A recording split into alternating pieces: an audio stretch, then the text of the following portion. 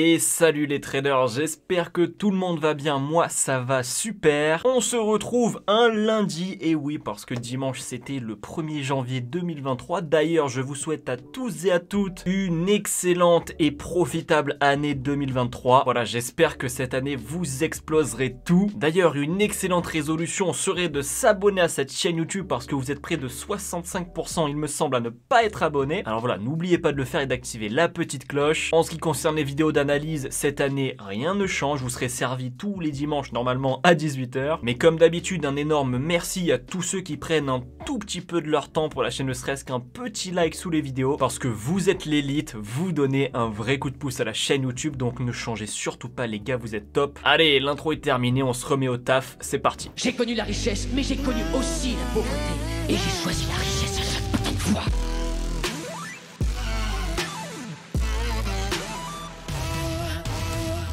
Donc on commence avec Hotcad. La semaine dernière, je vous avais dit de faire attention à la cassure de ce plus haut qui est juste ici avant un potentiel retournement. Donc on a eu la cassure. Actuellement, le marché est en train de monter. Donc là, il va y avoir un nouveau niveau à surveiller. Ce sera celui-ci.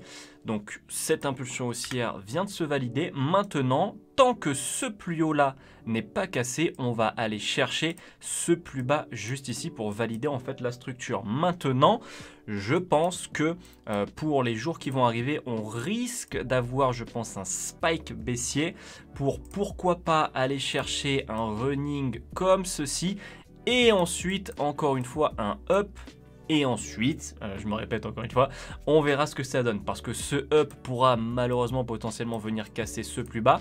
Ou alors on aura un up avec une perte de momentum pour ensuite venir chercher ce niveau-là. D'accord? Donc je vous remets le scénario au propre. Donc évidemment, ce down, c'est ce qu'on veut en priorité. Cependant, voilà, on peut avoir un spike baissier pour ensuite un nouveau push pour nous faire un plus haut. Et ensuite, pourquoi pas, pour terminer, enfin le down baissier. Évidemment, c'est la même chose, ok? Donc voilà le scénario sur Hotcad. Faites attention à ces deux mouvements. Au final, cette semaine, ça risque d'arriver, d'accord? Maintenant, on passe du coup à EURUSD. La semaine dernière, je vous avais dit de faire attention à un down, cassure du plus bas pour un retournement. Alors, pour le down, je pense que c'est un petit peu mort. Et je pense que du coup, on va aller chercher directement le plus haut. D'ailleurs, pour l'instant, on est sur un petit running flat juste ici, qui confirmerait la cassure du plus haut. Donc pour les jours à venir sur EURUSD, eh bien on va suivre le scénario de la semaine dernière, bon sans le down malheureusement, mais on va aller chercher du coup la cassure de ce plus haut juste ici. En ce qui concerne GBP Odd, on avait deux scénarios. Le scénario 1 était que tant que ce plus bas n'était pas cassé, on irait chercher ce plus haut, et si ce bas était cassé, on irait chercher un push, mais qui n'irait probablement pas chercher ce plus haut avant une continuation baissière pour valider du coup ce running flat. Et du coup le scénario numéro 2 c'est validé, on a eu la cassure du plus bas et ensuite le retournement qui s'est effectué juste ici pour nous valider la correction ici en running flat et non en regular flat comme pour le premier scénario avant la continuation baissière. En fait c'est exactement ce qu'on veut sur Hotcad mais en inversé, d'accord? Sur Hotcad ici on veut le down, c'est-à-dire le C du running, donc c'est-à-dire comme si c'était ce mouvement, et ensuite sur Hotcad on veut le push haussier pour valider le running, d'accord? C'est-à-dire sur GBP Odd en fait ce down, d'accord? Donc c'est la même structure mais en inversé. Donc maintenant la structure de GBP Odd, enfin du moins la tendance est terminée. D'ailleurs je vais juste afficher mon MACD. Voilà, donc du coup pour la semaine prochaine sur GBP Odd, on va faire attention à la trendline en fait, parce que là on commence à perdre un petit peu de momentum, ok? Je pense que pour de la vente c'est assez risqué à moins d'avoir une correction, d'accord? À moins d'avoir quelque chose qui corrige mais on cassera la trendline. Donc je vous dirais juste de mettre GBP Odd en fait en stand-by pour cette semaine, sauf pour tenter un achat si vraiment on a quelque chose de propre. C'est-à-dire que si on a la cassure de la trendline avec une correction au-dessus, ok, on peut tenter l'achat. Mais si on n'a pas ça, vaut mieux s'abstenir sur GBP Odd, d'accord? Donc je vais quand même mettre, hop, un petit truc, voilà, attention sur GBP Odd pour que je me rappelle la semaine prochaine. Pour GBP USD, on voulait du coup la cassure en fait de la trendline pour aller chercher un plus bas. Bon alors la trendline a été cassée, mais on n'est pas allé chercher le plus bas immédiatement. Pour l'instant en fait on est carrément dans une zone de correction en fait presque, ouais, on va dire 2 heures. Donc j'aurais tendance à vous dire de vous méfier dans cette zone, de pas trop trader l'interne parce que l'interne est dégueu. Mais pour moi, là GBP USD c'est clairement une vente, d'accord. Si on regarde en 4 heures c'est encore plus flagrant. GBP USD est susceptible, selon moi, comme d'habitude c'est pas un conseil d'investissement, ne shortez pas GBP USD comme ça à l'arrache, mais selon moi GBP USD est très fortement susceptible de chuter les jours et les semaines à venir. On passe à USD JPY, celui-ci on voulait une vente un peu comme GBP USD, sauf que lui c'est plutôt bien validé, hein. On voulait la cassure de la trendline pour la correction et une vente du coup, donc pour l'instant ça se valide plutôt bien. Maintenant est-ce que c'est entièrement validé? Non, parce que bon on y est presque, hein. En vrai je chipote, le plus bas n'est pas encore cassé, donc bon écoutez, je pense que USD JPY est à mettre en stand-by, parce que si vous n'avez pas pu profiter de la vente avant, bon bah là il vous reste quasiment rien, même en scalping je pense pas que ce soit très intéressant. Donc USD JPY pardon, on va regarder la structure en daily, et en daily ouais il n'y a rien de très neuf, on est face à une grosse impulsion baissière ici. L'analyse très long terme, je vous la fais rapidement, même si c'est pas forcément ce qui vous intéresse, je pense, pour trader cette semaine. Mais ce serait un running. Donc en fait, il nous reste de la marge pour la vente. Mais actuellement, le problème, c'est qu'on commence à perdre du momentum sur la vente, d'accord, sur toute cette tendance baissière. Donc je pense qu'à la cassure de ce plus bas, d'accord, je vais vous le mettre au propre.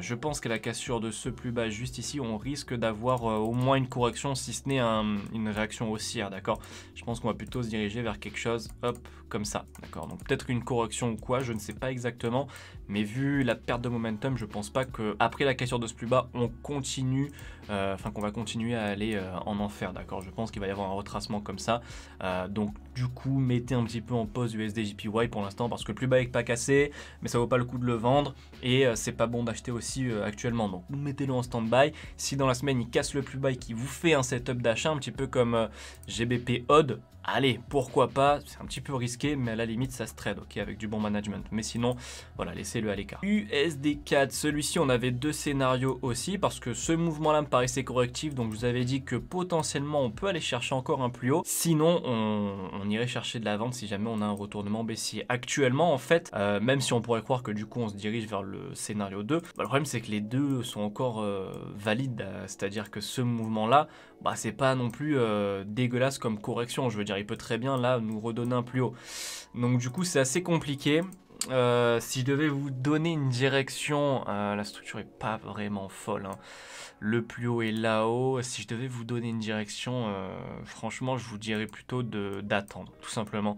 D'attendre, parce que comme c'est pas clair, je préfère pas jouer à la roulette russe.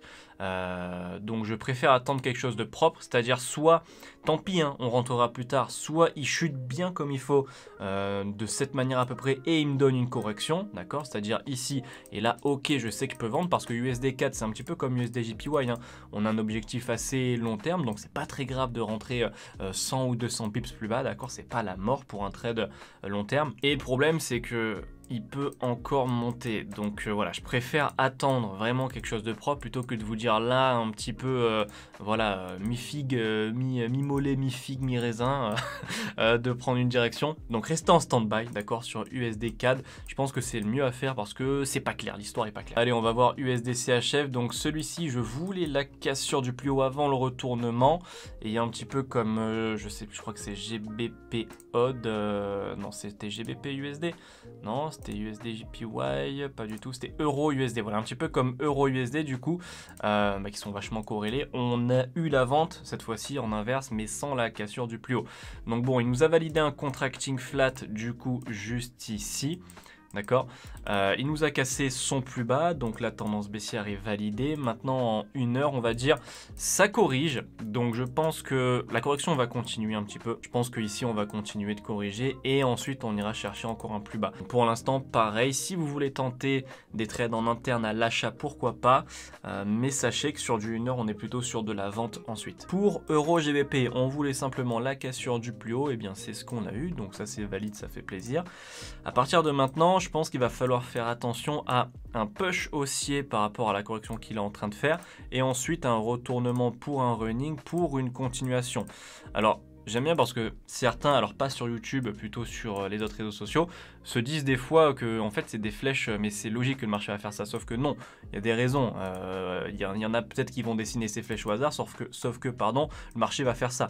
Donc non, de dire que le marché va monter, casser ce plus haut, puis redescendre, faire un spike de cette taille pour ensuite remonter et casser le dernier plus haut, c'est pas normal, c'est pas logique, d'accord? Sinon, il faut m'expliquer comment vous faites.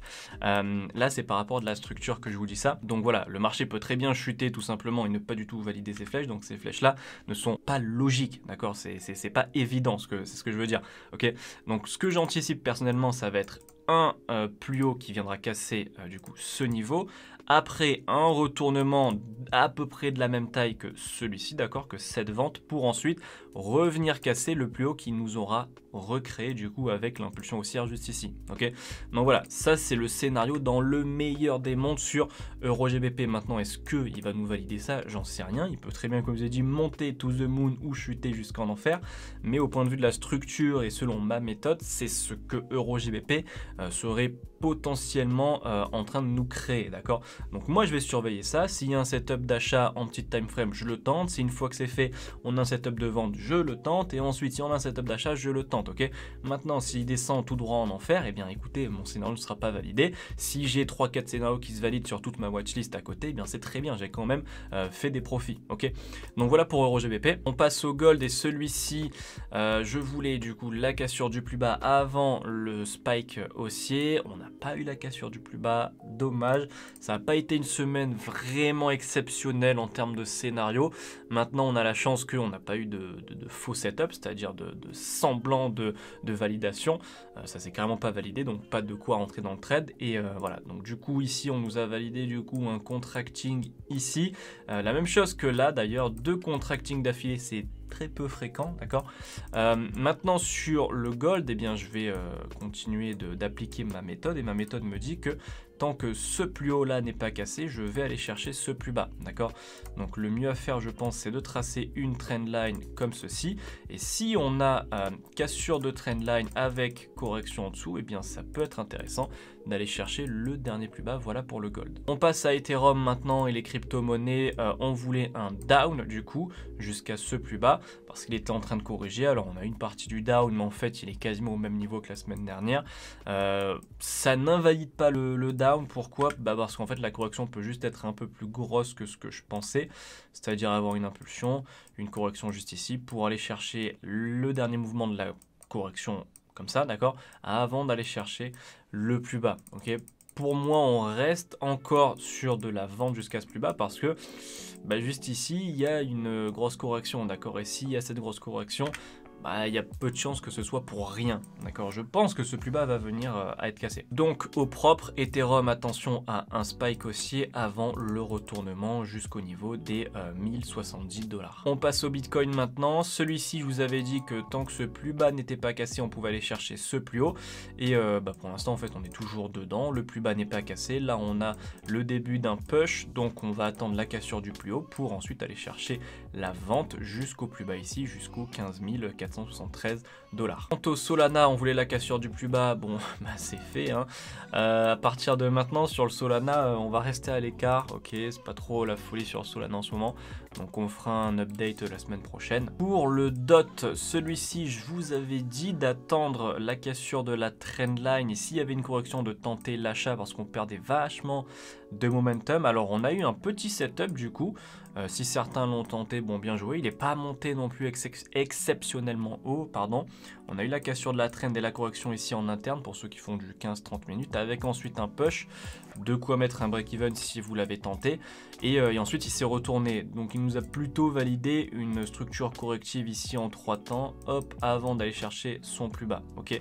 À partir de maintenant, je pense que on va aussi aller chercher encore un down parce que ce mouvement là en fait me semble aussi correctif, ok. Là on peut avoir un running dans un régular, si c'est bien ce que je pense, on aura un signal, d'accord, on aura quelque chose voilà comme ça. Si on a impulsion correction, je pense que le marché validera la structure que j'ai en tête, donc c'est ce que je vais attendre, ce que je vais surveiller. Si j'ai impulsion baissière avec une correction comme je viens de vous montrer avant, j'irai tenter la vente jusqu'à ce plus bas sur le Solana. Sur le DOT, pardon. Et pour finir, on passe au BNB. Celui-ci, on voulait un up et en fait, ça n'a pas trop bougé aussi. Actuellement, il nous fait un bon buy setup 1 heure. Donc, si certains sont intéressés, sont chauds et sont courageux, Voilà, ça peut être un trade à prendre selon moi, d'accord? Comme d'habitude, je le répète, c'est pas une incitation à l'achat, c'est juste mon avis, mais selon moi, du coup, là, on est en train de préparer un bon petit buy setup, donc je pense que le BNB est susceptible de monter et casser son plus haut, comme prévu depuis la semaine dernière. Voilà. Cette vidéo est à présent terminée, j'espère vraiment qu'elle vous aura plu. Si c'est le cas, n'oubliez pas de vous abonner et de me lâcher le petit like qui fait super plaisir. Voilà, c'est tout pour moi, on se dit à la semaine prochaine pour une nouvelle vidéo, courte vie mais légendaire comme d'habitude. Ciao.